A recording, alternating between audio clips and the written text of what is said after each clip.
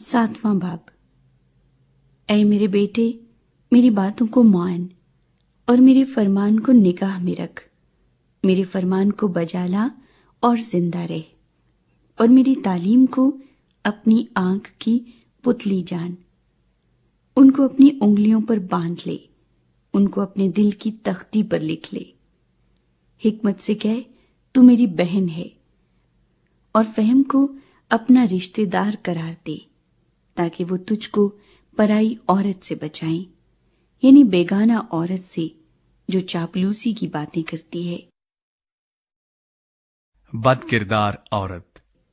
کیونکہ میں نے اپنے گھر کی کھڑکی سے یعنی جھروکے میں سے باہر نگاہ کی، اور میں نے ایک بے عقل جوان کو نادانوں کے درمیان دیکھا، یعنی نوجوانوں کے درمیان وہ مجھے نظر آیا کہ اس عورت کے گھر کے پاس گلی کے موڑ سے جا رہا ہے، اور اس نے اس کے گھر کا راستہ لیا۔ دن چھپے شام کے وقت، رات کے اندھیرے اور تاریکی میں، اور دیکھو وہاں اس سے ایک عورت آ ملی جو دل کی چالاک اور کسبی کا لباس پہنی تھی۔ وہ غوغائی اور خود سر ہے، اس کے پاؤں اپنے گھر میں نہیں ٹکتے، ابھی وہ کوچوں میں ہے، ابھی بازاروں میں، اور ہر موڑ پر گھات میں بیٹھتی ہے۔ سو اس نے اس کو پکڑ کر چوما اور بے حیا منہ سے اس سے کہنے لگی، سلامتی کی قربانی کے ذبیحے مجھ پر فرض تھے، آج میں نے اپنی نظریں ادا کی ہیں، اسی لیے میں تیری ملاقات کو نکلی کہ کسی طرح تیرا دیدار حاصل کروں۔ سو تو مجھے مل گیا۔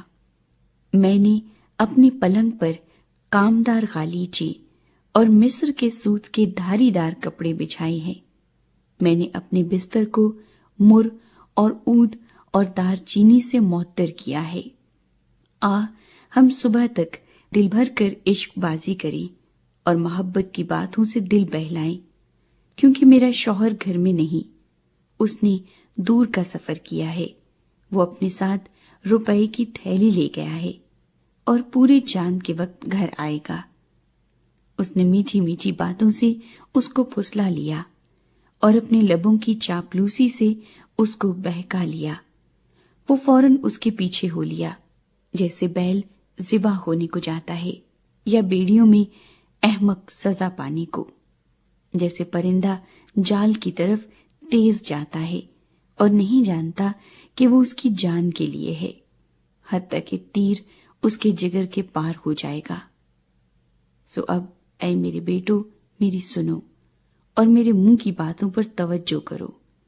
تیرا دل اس کی راہوں کی طرف مائل نہ ہو، تو اس کے راستوں میں گمراہ نہ ہونا، کیونکہ اس نے بہتوں کو زخمی کر کے گرا دیا ہے، بلکہ اس کے مقتول بے شمار ہیں۔